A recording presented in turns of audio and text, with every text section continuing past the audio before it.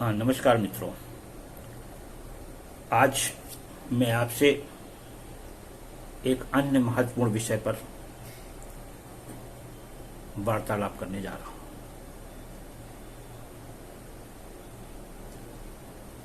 औद्योगिक प्रशिक्षण संस्थान में अध्ययनरत छात्र और एनएसटीआई में अध्ययन करने वाले छात्र तथा अन्य बहुत से संस्थानों में जो छात्र अध्ययनरत हैं, उनके लिए आज का विषय अत्यंत ही महत्वपूर्ण है। आज का जो विषय है वो है घबराहट और उससे उबरने के उपाय।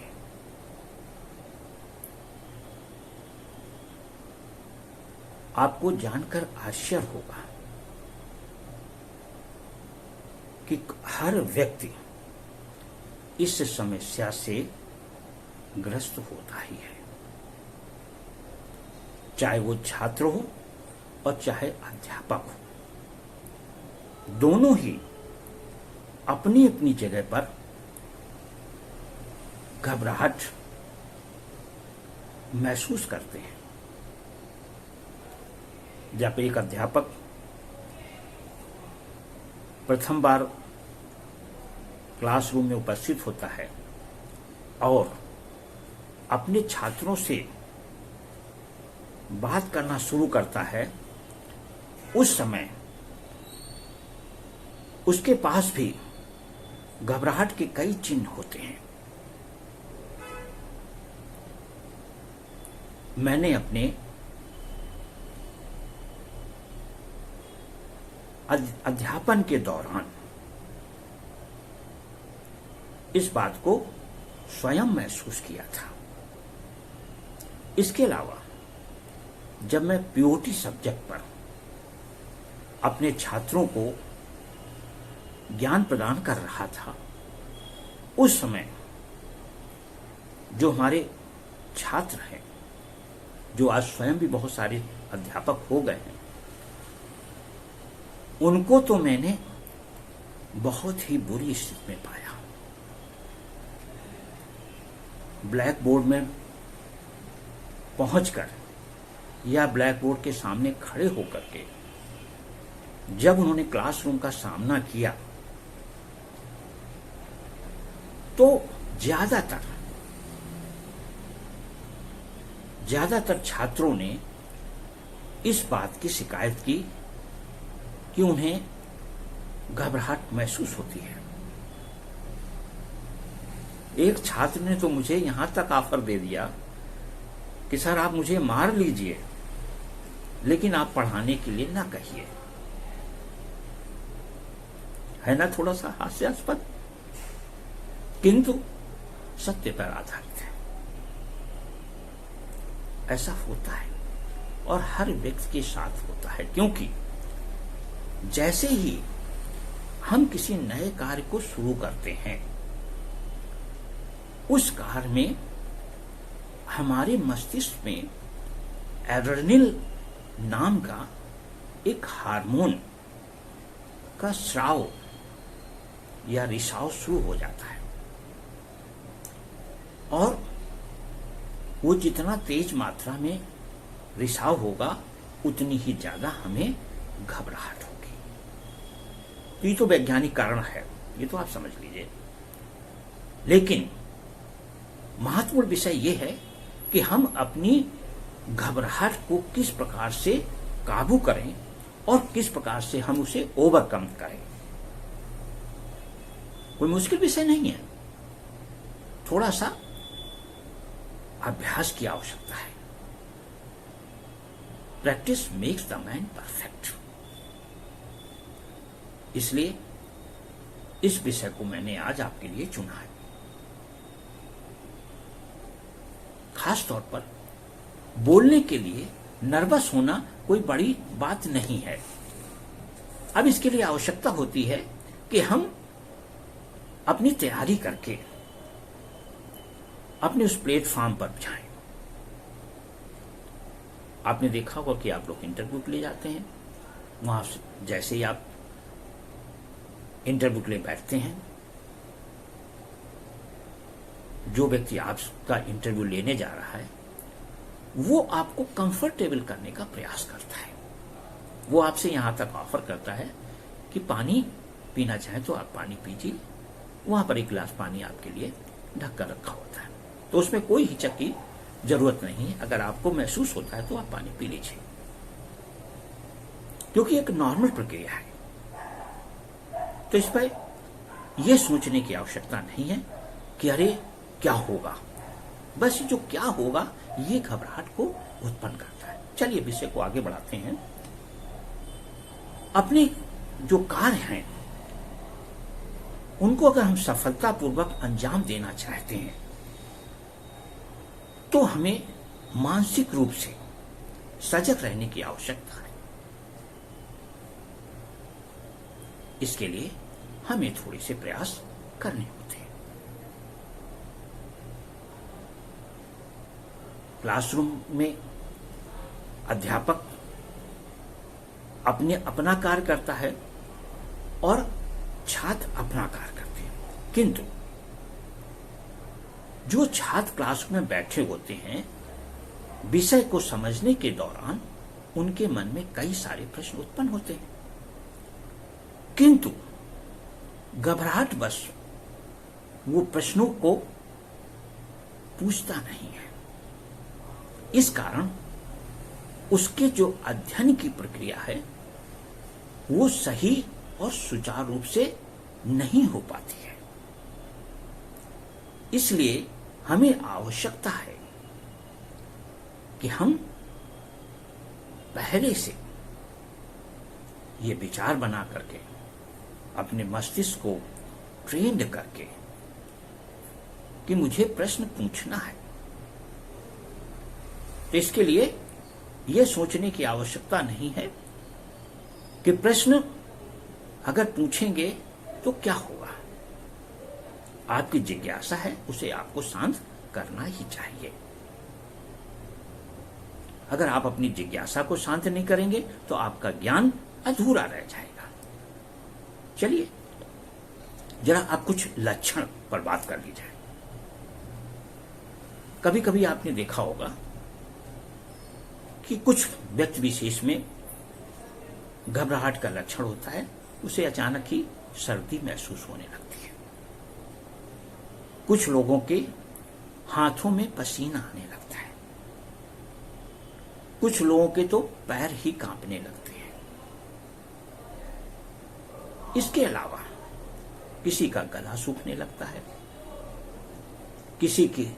किसी के गले में अधिक लार बनने लगती है या उसका मुंह बहुत ज्यादा गीला हो जाता है, या कभी कभी गला बिल्कुल ऐसा महसूस होता है कि गला रुंध गया है, गले से आवाज ही नहीं निकल पाएगी। तो ये बहुत सारी क्रियाएं हैं, शारीरिक क्रियाएं हैं जो नर्वसनेस या घबराहट को सिद्ध करती है। कोई बात नहीं, घबराहट तो होती है। चलिए इस घबराहट को दूर करने के लिए सोचा जाए और उन पर अध्ययन कर लिया जाए और फिर उनसे बाहर निकलने का प्रयास किया जाए। तो सबसे महत्वपूर्ण जो है वो है आपके अंदर एक कॉन्फिडेंस उत्पन्न करना। देखिए एक छोटे से एग्जाम्पल्स में आपको समझाना चाहूंगा कि बचपन में हमें डराया जाता है कि हम सुई लगवा देंगे, ज्यादा शैतानी करोगे तो हम सुई लगवा देंगे। तो क्या बच्चा होता है उसके मन में भय व्याप्त हो जाता है। तो जब कभी वो सुई लगवाने की स्थिति में आता है तो वो डर से कांपने लगता है। लेकिन अगर आप कॉन्फिडेंस ले आए और अपने मस्तिष्क को ट्रेन कर लें कि नहीं, सुई कोई बहुत ज्यादा पेनफुल नहीं है, कष्टकारक नहीं है, अरे इसमें तो जरा सा दर्द होता है, और आप इस बात को 2, 4, 10 बार अपने मस्तिष्क को समझाएं ये बात आपके मस्तिष्क में बैठ जानी चाहिए और आप देखिएगा कि आपका डर या भय जो है वो आपके पास से निकल गया। फिर आपको कोई तकलीफ महसूस नहीं होगी। इसी प्रकार जो ये भय का भूत है जिसके कारण घबराहट उत्पन्न होती है, उसे दूर करने के प्रयास हमें करने चाहिए।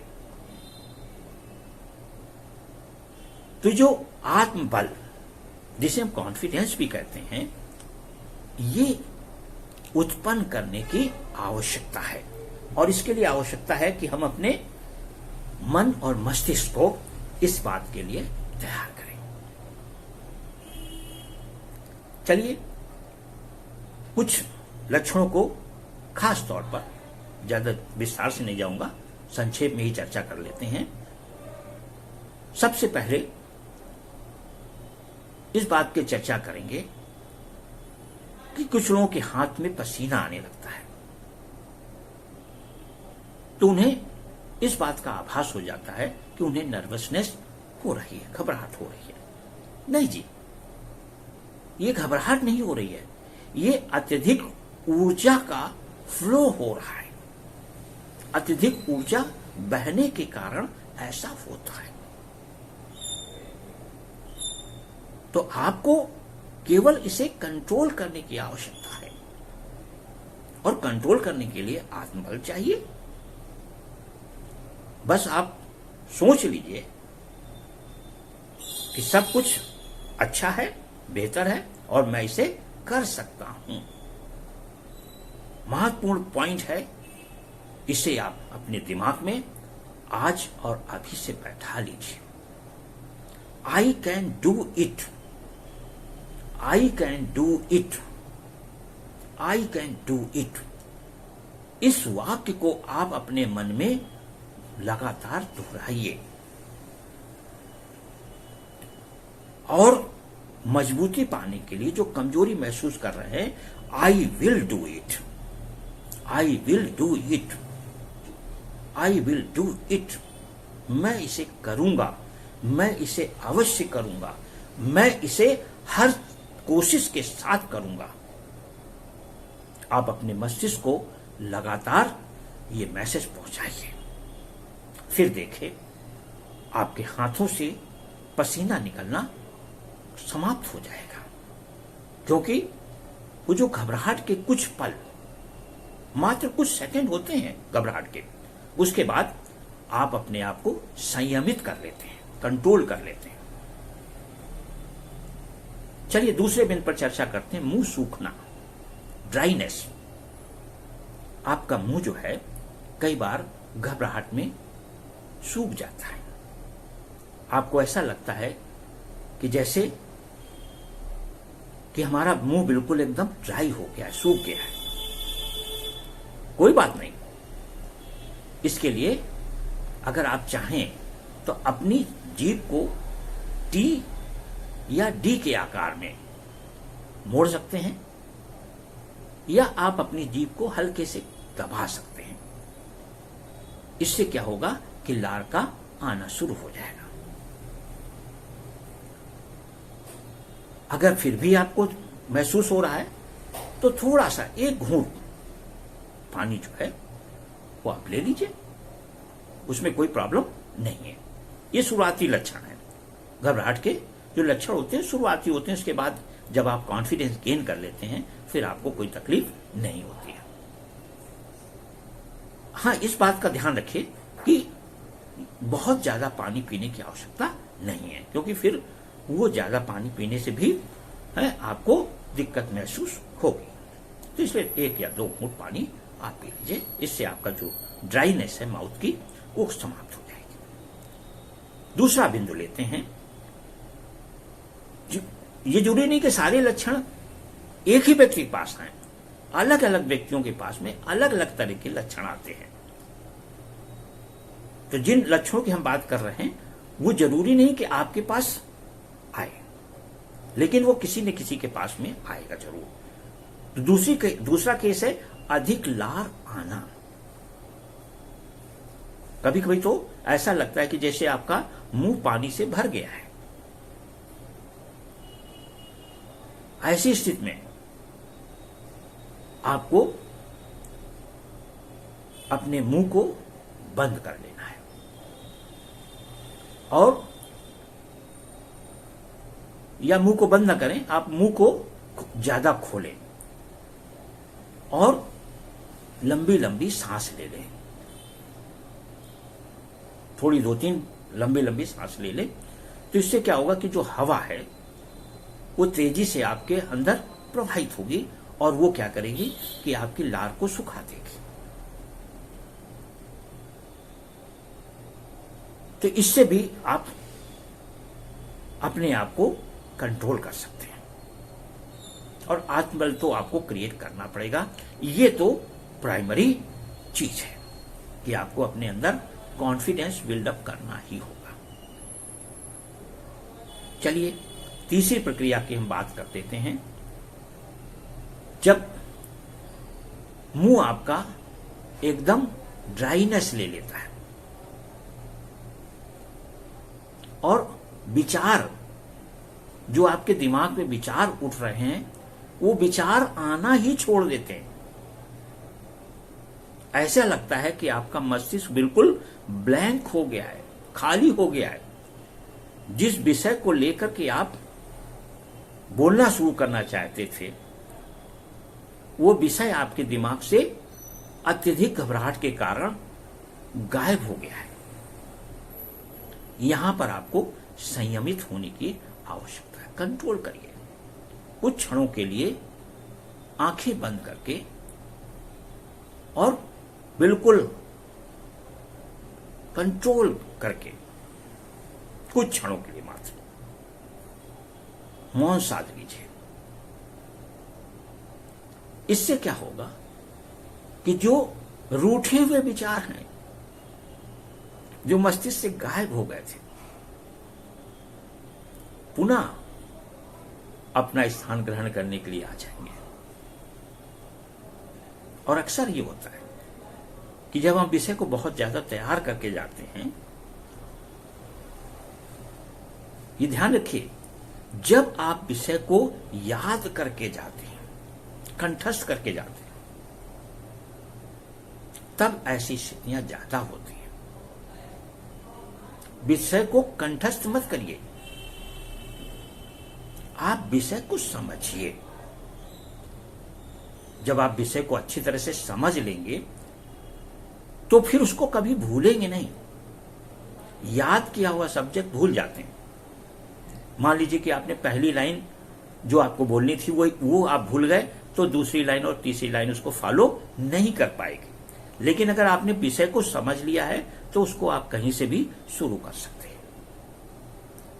तो इसलिए आपने जो नोट्स बनाए हैं, एक बार उन पर अपना ध्यान केंद्रित करिए। कोशिश करिए कि अपने साथ में आप अपने नोट्स रखिए। एक बार एक नजर डाल लेने से वो तुरंत मेमोरी रिकॉल हो जाती है, तुरंत वापस आ जाते हैं शब्द। तो थोड़ा सा ऐसा भी आप कर सकते हैं कि मेमोरी को रिकॉल करने के लिए अपने नोट्स पर एक हल्की सी नजर डाल लीजिए।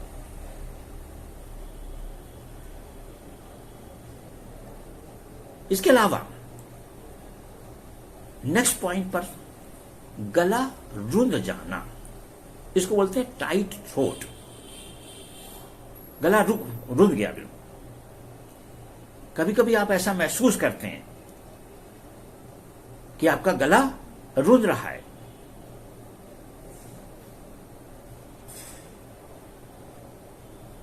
तो उस समय आप क्या करेंगे? उस समय आपको अपना सिर नीचे झुकाना है और नीचे झुका करके अपने दोनों होठों को बंद कर लेना है और गले के अंदरूनी भाग को खोलने का प्रयास करना है। ऐसा करने से आप नाक से भी सांस ले सकते हैं। और सबसे महत्वपूर्ण बिंदु है वो है तनाव से मुक्त होने की। जो आप तनाव महसूस कर रहे हैं उससे अपने आप को अलग करने की कोशिश करिए। तब यहां पर जो मैंने अभी एक सेंटेंस समझाया है कि आई कैन डू इट। ये 3 बार अपने मस्तिष्क पे दोहराइए। I can do it, I will do it. ये आपको इतना ज्यादा आत्मबल देगा कि आप स्वयं ही आश्चर्यचकित रह जाएंगे। जब आप ये कहते हैं कि आई कैन डू इट, मैं कर सकता हूं, आई विल डू इट, मैं ऐसा करूंगा, तो अपने आप आत्मबल जाने कहां से आ जाता है। ध्यान रखिए, आप किसी युद्ध के मैदान में नहीं हैं।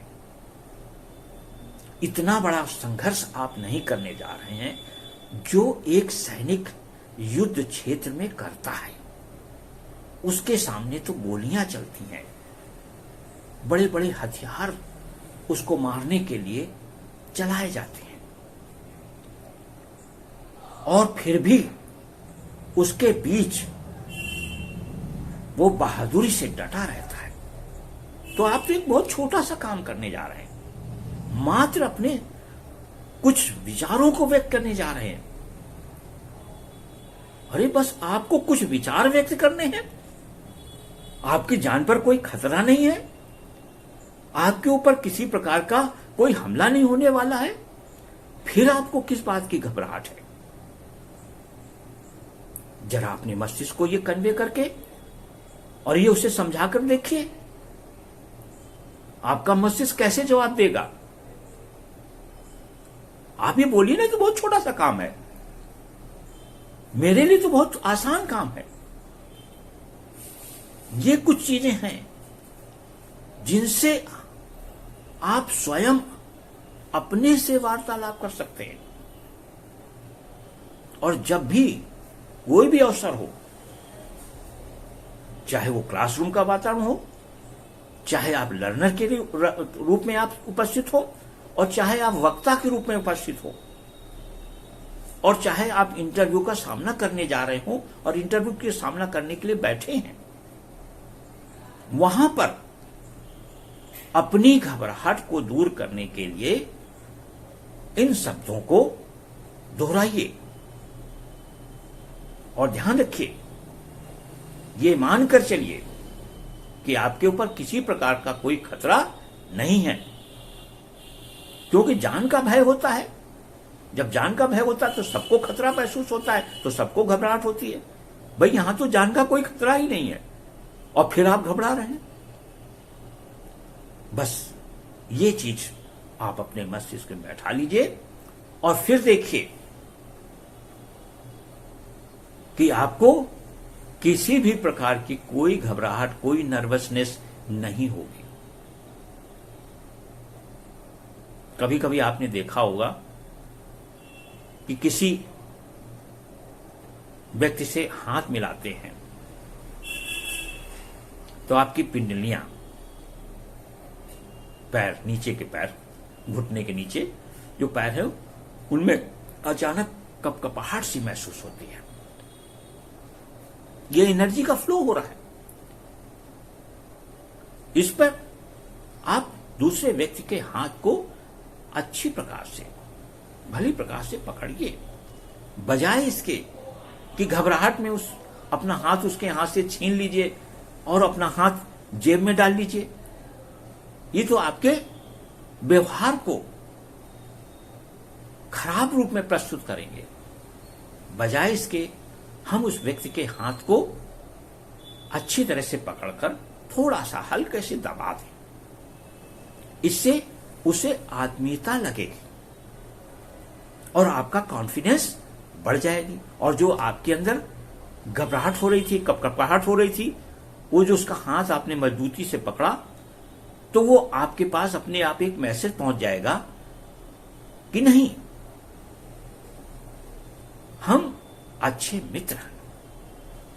क्योंकि अच्छे मित्र ही अच्छी प्रकार से हाथ मिलाते हैं। जब आप इस बात को मान लेंगे तो आपकी घबराहट समाप्त हो जाएगी। इसका मतलब है कि इसे हमें पॉजिटिव रूप में, जो फ्लो निगेटिव रूप में आपके अंदर उत्पन्न हुआ था, उसे आपको पॉजिटिव रूप में कन्वर्ट कर लेना है।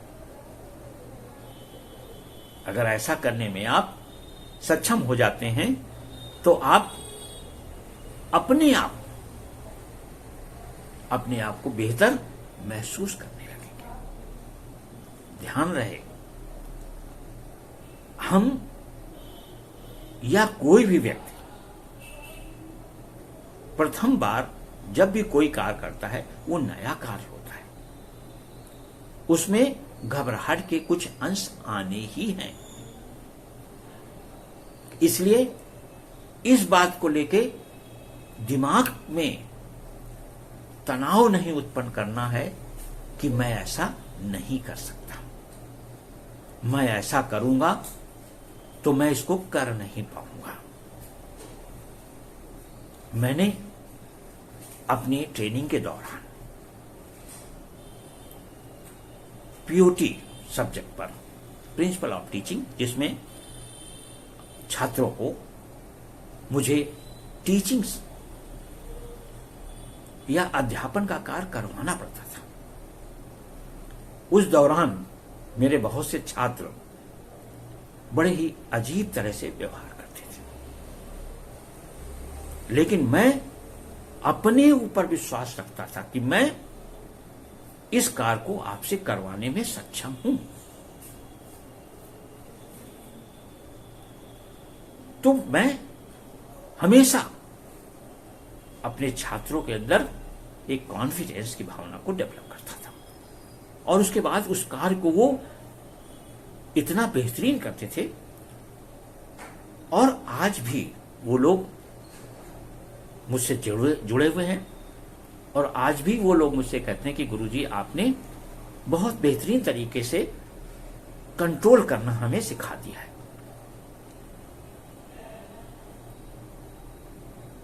तो सभी छात्रों को इस बात को बहुत अच्छी तरह से समझना है। ये एक बहुत महत्वपूर्ण विषय है और ये हर एक के जीवन में होता है, आप इससे अछूते नहीं हैं। इसलिए इस वीडियो को बहुत ध्यान से सुनिए और कई बार सुनिए।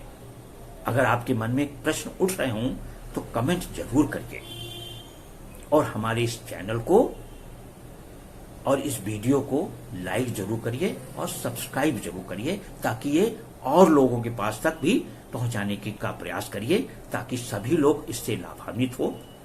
विषय को आज मैंने छोटा रखा है क्योंकि कई वीडियो मेरे काफी लंबे बन चुके हैं, इसलिए अन्य वीडियो में हम और विस्तार से चर्चा करेंगे। धन्यवाद।